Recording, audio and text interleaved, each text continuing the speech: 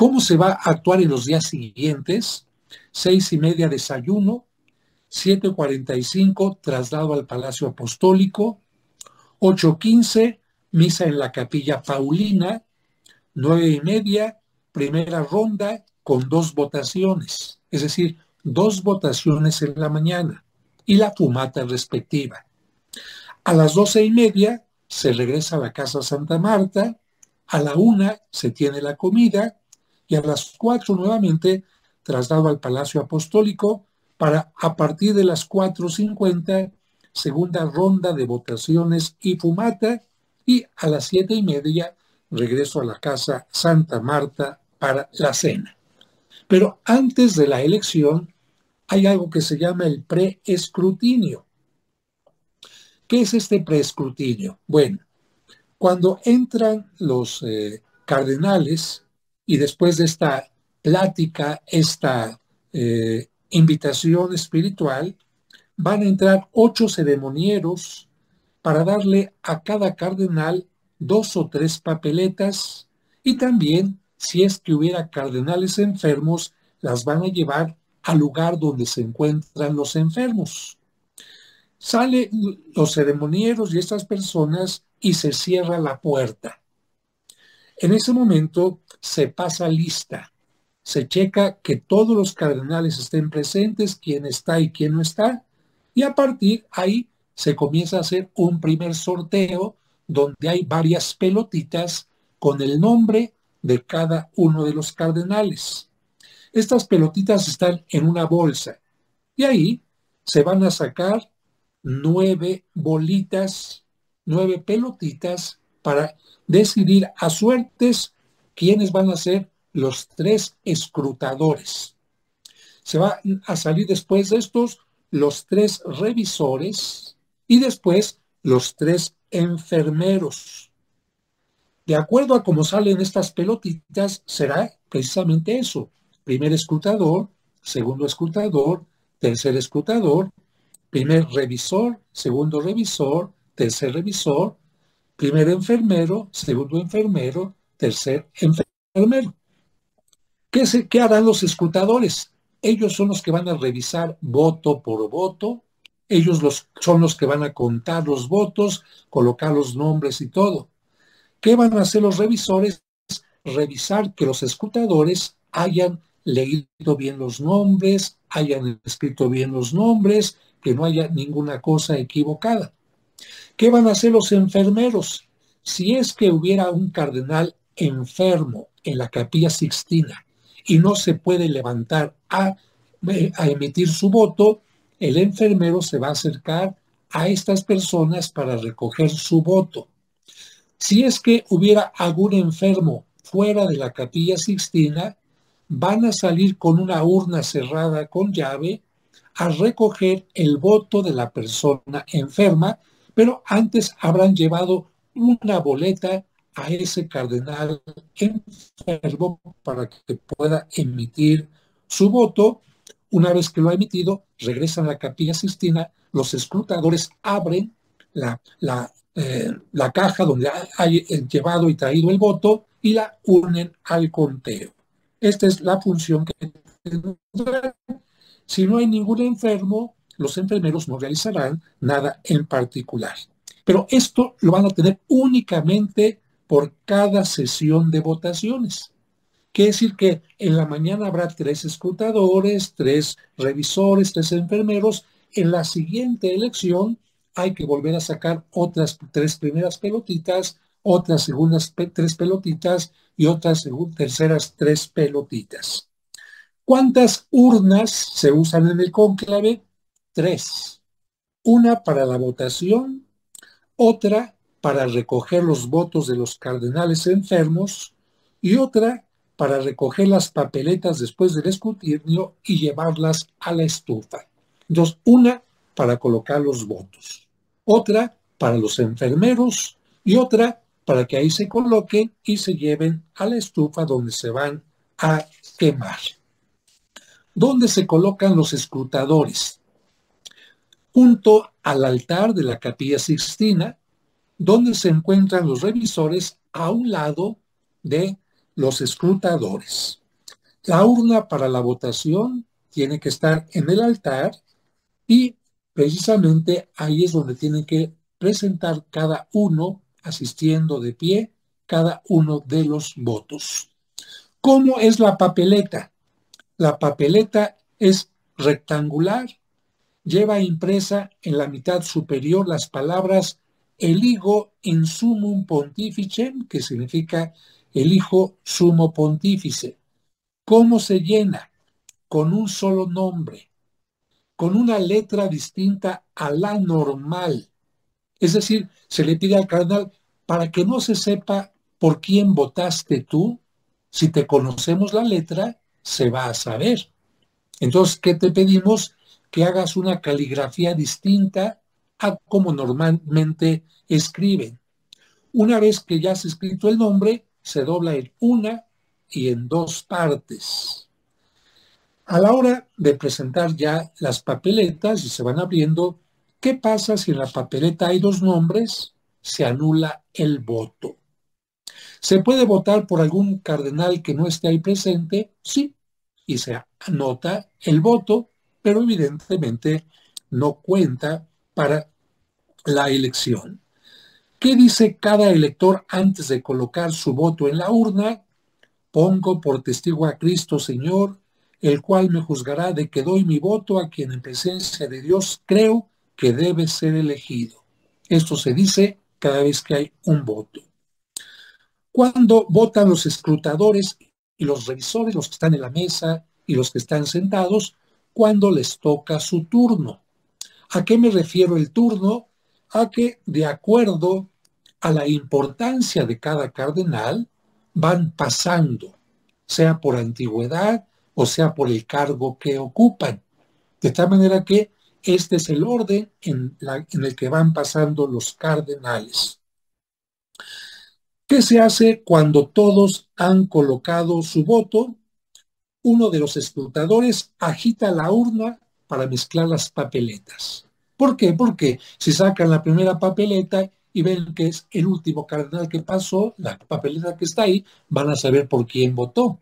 Entonces, por esta razón, hay que mezclar bien las papeletas para que no se vea por quién votaron los cardenales que acaban de pasar. Otro escrutador las saca, las cuenta y las coloca en otro recipiente vacío, una por uno. Cuando se hace el recuento, si coincide el número de cardenales votantes y el número de papeletas, comienza el recuento.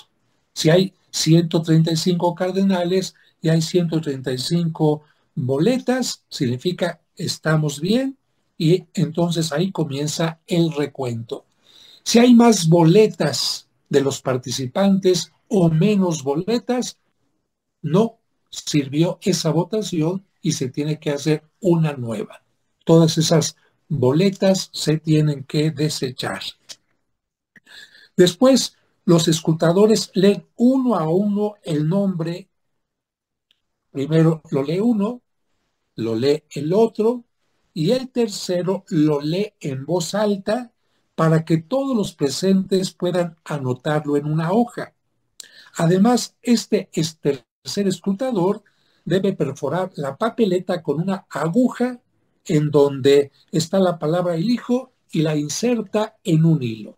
Este es el que va a ir insertando cada una de las papeletas en un hilo para que no se pierda ninguna, para que todas estén perfectamente unidas.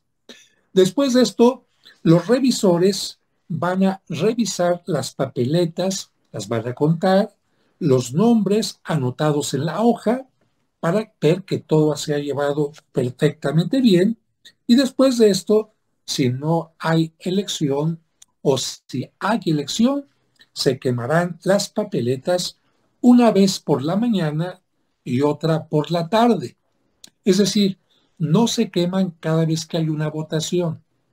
Si no hubo votación con elección, se queman las dos, se juntan las de la primera votación y la segunda de la mañana y se queman. Y lo mismo en la tarde. ¿Quiénes las queman? Los escrutadores. ¿Cuándo se utilizó por primera vez la estufa en la Capilla Sixtina en 1939 en la elección del Papa Pío XII. Y en la tapa de esta estufa se han grabado las fechas de los siguientes cónclaves después de ese de 1939, y a partir del año 2005 se utiliza una segunda estufa que está conectada a la misma chimenea. Pero ¿en cuál de las dos se colocan las papeletas? En la primera. ¿La nueva para qué es? Sucede que en la antigüedad, para que saliera humo negro o humo blanco, utilizaban paja. De tal manera que cuando querían humo negro, nada, cuando querían paja, humo blanco, le colocaban otro material, pero no siempre el humo era claro y había mucha confusión.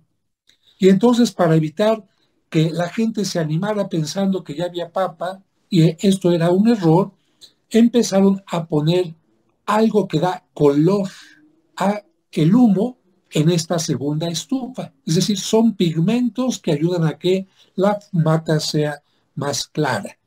Pero de todas maneras se añadió otro elemento más además de la fumata. Tiene que estar la fumata y al mismo tiempo comenzar a tocar las campanas de la basílica. Quiere decir que la gente que no está cerca y no ve la fumata, escucha las campanas, tenemos papa. Así que esto ayuda a que toda la gente sepa que hay ya un nuevo papa o no. ¿De qué tamaño es la estufa? Mide 1 metro de alto y 45 centímetros de diámetro. ¿Siempre está la estufa en la Capilla Sixtina? No, solo se coloca para los cónclaves. ¿Desde cuándo se usa la fumata para anunciar lo sucedido en las votaciones? Desde 1914 se utilizó por primera vez el humo blanco. ¿A qué hora son las fumatas? De acuerdo a lo que se ha tenido en los últimos años, alrededor de las 12 ya se terminó la primera sesión de votaciones y a las 12 se queman las papeletas, y en la tarde alrededor de las 7 de la tarde. Solamente con una excepción.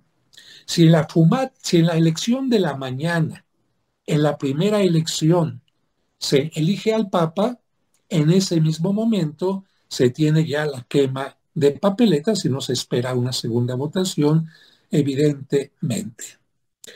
¿Qué se hace cada día antes de que los cardenales abandonen la Capilla Sixtina? Un acto de agradecimiento y una invocación a la Virgen María. Ahora, esto no se ha dado, pero podría darse ya a partir del nuevo documento del Papa. ¿Qué pasa si en los 3 primeros días no hay elección? No hay cuarto día de elección. Se deja un día de descanso con pláticas, con oración, para que puedan encontrar al adecuado. Siguiente punto. ¿Un cardenal elegido puede rechazar la elección? Sí, sí. Si un cardenal sabe que en conciencia él tiene algún problema, algún impedimento, alguna cosa que va a salir a flote y podría ser escándalo, no sé, cualquier cosa, si un cardenal en conciencia sabe que no puede aceptar el cargo, tiene que decir no acepto. Y en ese caso, se continúa con la elección. Y esto evidentemente nunca se va a saber. Nunca se va a saber si algún cardenal fue elegido y no aceptó. Pero podemos saber que esto pudo haberse dado porque en el escrito del Papa Juan Pablo II invita a que aquella persona que esté tentada a renunciar por miedo, por debilidad, que confíe en que Dios, cuando da un cargo, acompaña y fortalece a la persona. Así lo dice el Papa Juan Pablo II. ¿Cómo se le pregunta a la persona elegida? ¿Aceptas tu elección canónica para sumo pontífice? Y la persona puede contestar sí o no. Si contesta sí, se le dice qui nomini vis vocari, cómo quiere ser llamado y bueno, ahí puede elegir si continúa con su propio nombre o cambia de nombre. Porque hay que recordar que los primeros papas seguían con su propio nombre, hasta que vino de repente, por ejemplo, un papa que tenía un nombre de un dios pagano, y decidió cambiar precisamente el nombre. Y el cambio de nombre viene porque significa un cambio de ruta, un cambio de rumbo en la vida. Así como cuando Cristo le dice a Pedro, ya no vas a ser Simón, a partir de ahora serás Pedro, o Saulo, a partir de ahora serás Pablo, o como las religiosas o los religiosos que cuando entran al convento y van a llevar una vida distinta, deciden cambiar un nombre. ¿Qué sigue después de que ha aceptado el Papa? Tiene que moverse inmediatamente a la sacristía y ahí tiene que vestirse ya con la sotana blanca, con una pequeña capita que se llama esclavina de color rojo. Y para esto, pues imaginamos lo que significa. Si hay tantos tamaños de cardenales, desde los más pequeños hasta los más altos, desde los más delgados hasta los más robustos, ¿qué tiene que haber en la sacristía? Sotanas de distintas tallas. Y de acuerdo a esa, la que más le queda, habrá un sastre ahí que entre, que haga algún elemento rápido para que vista de la mejor manera el Papa. Y a ese lugar, la sacristía de la Capilla Sixtina, se le conoce como la Sala de las Lágrimas, porque ahí los pontífices... ¿Podría retomar, padre, un poco la explicación de la sala de las lágrimas, que fue cuando también se cortó o tuvimos esta pausa con su intervención? Con mucho gusto. Bueno, quien ha tenido la oportunidad de entrar a la Capilla Sixtina generalmente entra por una puertita por donde entran los turistas y ve espléndidamente la Capilla Sixtina, que tiene un altar pegado a la pared, que es donde está el juicio de Miguel Ángel. Tiene 3 escalones después y precisamente por este desnivel que hay ahí, la Capilla Sixtina se tiene que preparar con un piso especial para que sea un piso parejo y ningún cardenal vaya a caerse o queden algunos en desnivel. Así que se tiene que cambiar totalmente todo el piso de la Capilla Sixtina. Y en el lado opuesto a esta puertita por donde se entra generalmente a ver la Capilla Sixtina, hay un pequeño cuarto que es como una sacristía. Es decir, ahí cuando hay una misa es donde se revisten los sacerdotes que van a celebrar eh, pues alguna misa o alguna otra celebración. Recordemos que el Papa Francisco ahí en alguna ocasión celebra también, bueno, celebró bautismos o cosas de este tipo. En ese lugar es exactamente donde cuando es elegido el Papa entra para vestirse ya con la ropa de Papa, porque ha entrado con la ropa de cardenal, y ahí es donde pienso yo que habrá, antes había 3 sotanas únicamente, ahora por la gran diferencia de cardenales hay más. Y digo por qué. Porque antes, como casi todos los cardenales eran europeos, no había algunos demasiado bajitos y ahora hay una gran diferencia entre algunos muy altos, como algunos de Estados Unidos, y algunos muy bajitos, y yo creo que habrá por lo menos unas 5 sotanas o algo así. Mientras está vistiendo en este lugar, es donde imagínate si lo que siente el Papa está asimilando apenas que ha sido elegido, está pensando algo muy importante, que nunca es posible que nunca regrese al lugar desde donde llegó a Roma. Y quiero puntualizar esta parte porque algunos me decían, oiga, no es mucho tiempo, 15, 20 días para preparar el cónclave, y les decía, imagínate que tú eres cardenal y te dicen, acaba de fallecer el Papa y tienes que ir a Roma para la elección. Y puede ser que después de que te dicen eso, tú nunca regreses al lugar desde donde saliste. Y estando en Roma no vas a poder resolver problemas como, por ejemplo, una simple cuenta bancaria, deudas, nombramientos. Entonces, imagínate lo que un cardenal tiene que dejar listo en donde se encuentra ofreciendo su servicio para viajar a Roma. Va a pasar como lo que le pasó al Papa Francisco, que fue a la peluquería para ir bien presentado a Roma, y le dijo al peluquero, en 2 semanas regreso y te pago. Y a algunas personas les dijo, ahora que regresa hacemos este nombramiento y arreglamos esto. Y el Papa Francisco nunca pudo regresar a Argentina. Entonces, imagínate lo que pasa por la mente de esta persona cuando es electo papa, a lo mejor ya ni a sus familiares podrá volver a ver de la misma manera, porque esto implica algo totalmente distinto. Ese cardenal que a lo mejor era alguien que se movía más fácilmente en cualquier cosa, salía a algún lugar, ya tendrá que tener otro rumbo de vida totalmente distinto y por eso Sala de las Lágrimas, ahí se viste, ya vestido, sale a la, a la sede, a la cátedra, ya donde todos los demás lo están esperando y viene este reconocimiento, abrazo de muchos de ellos que están ahí porque muchos de ellos son compañeros de trabajo de él y bueno, un gran gusto para todos. ¿Desde cuándo viste el Papa de blanco? Y si esto es obligatorio o no. Hasta el siglo XVI, los papas vestían del color que querían. Sin embargo, pasó algo muy curioso. En ese tiempo, en 1566, se eligió a un papa dominico. Y como el hábito de los dominicos es blanco, este papa decidió seguir con su hábito. Y curiosamente, el papa que siguió después del Papa Pío V no era dominico, pero él pensó que la vestimenta que había usado el Papa Pío era la vestimenta del Papa y desde entonces se utiliza el color blanco, pero esto en realidad podría cambiar. Un elemento de color. ¿Quién hace la sotana del Papa? Bueno, hay dos grandes sastres que tradicionalmente se ocupan de las sotanas papales. El más conocido es el sastre Gamarelli, que es una tienda en el corazón de Roma y se dedica a hacer sotanas para canónigos, para sacerdotes y especialmente la del Papa. Y la otra es también otra que está en Roma, ha hecho menos sotanas de papas, pero también es conocido, Mancinelli. Ahora, una vez que ya está el Papa revestido, ¿cuál es la primera ceremonia?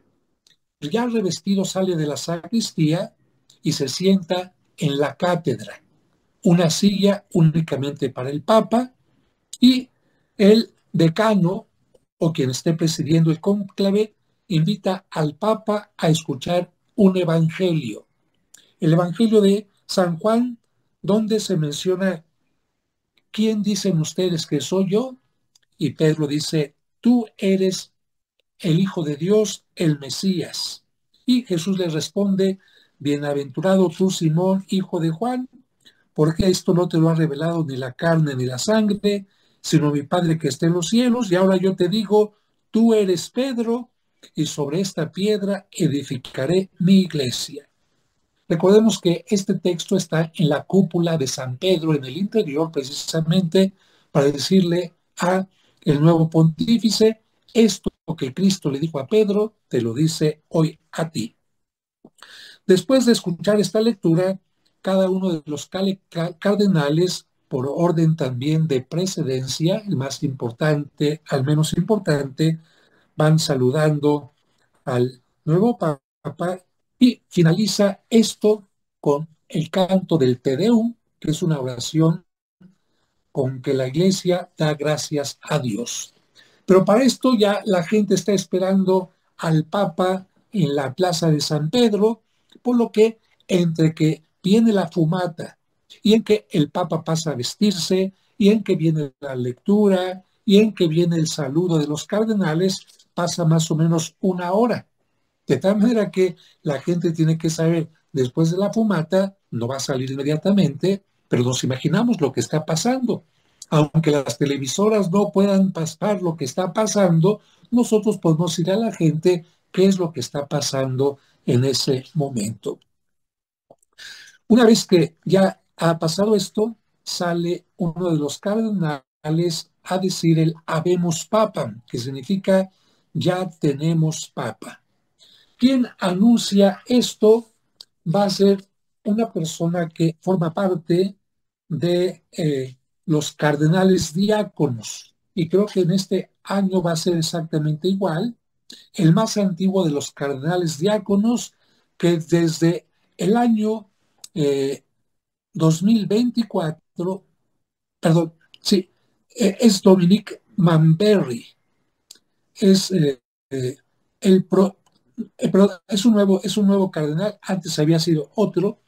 El nuevo es Dominique Mamberti, es de Marruecos, es prefecto del Tribunal Supremo de la Asignatura Apostólica y fue creado por el Papa Francisco el 14 de febrero del año 2015. De tal manera que cuando vaya a salir podemos decir quién está saliendo, esta persona.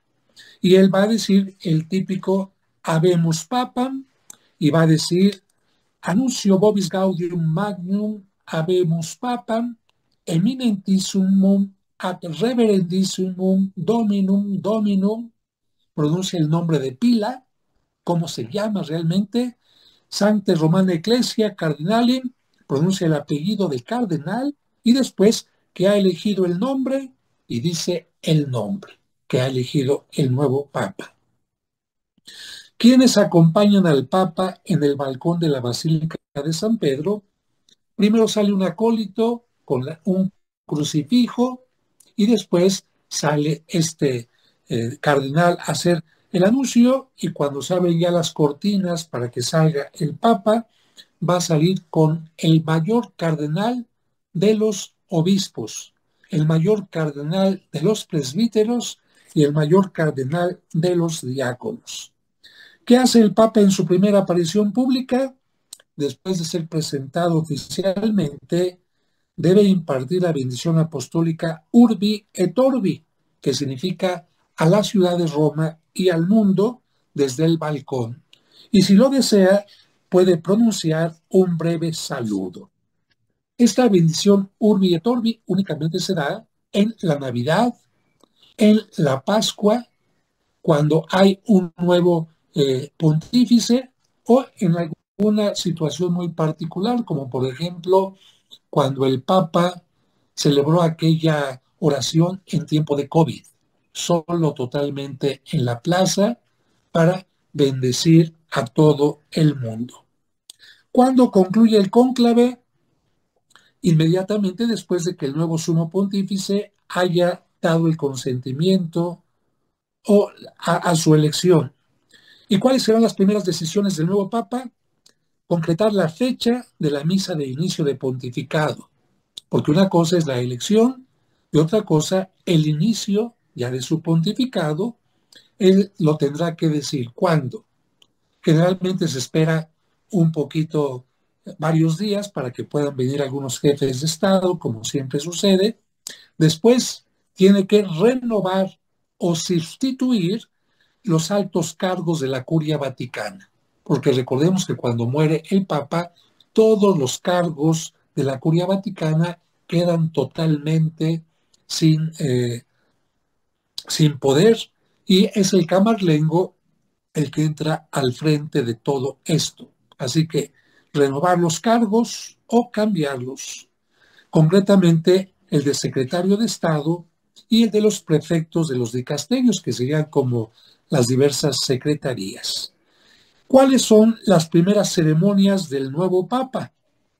La costumbre es que al día siguiente de la elección, el Papa celebre una misa en la Capilla Sixtina con todos los cardenales electores, con los que ayudaron en el cónclave. Ahí pueden entrar ceremonieros, algunos secretarios, etcétera, y después de esto salgan de la Capilla Sixtina y se reúnan en la gran sala, en el gran salón que se encuentra junto a la capilla, que se llama la Sala Clementina. Además, unos días más tarde tendrá ya la inauguración del pontificado en la Basílica de San Pedro, donde pueden acudir todos los cardenales, sacerdotes y toda la gente del pueblo que quiera participar. Y finalmente, dentro de una semana más o menos, tiene que ir a tomar posesión de su catedral, Porque hay que recordar que la Catedral del Papa no es la Basílica de San Pedro. La Catedral del Papa es la Basílica de San Juan de Letrán en Roma, la primera basílica cristiana levantada en todo el mundo y desde donde el Papa reinaba hasta antes de que el Papa, después de que regresó de Aviñón, se fuera a vivir al Vaticano. Así que el Papa tendrá que ir a esta Basílica de San Juan de Letrán para tomar posesión y con esto estaríamos terminando lo que sería precisamente las preguntas más importantes de cómo es el cónclave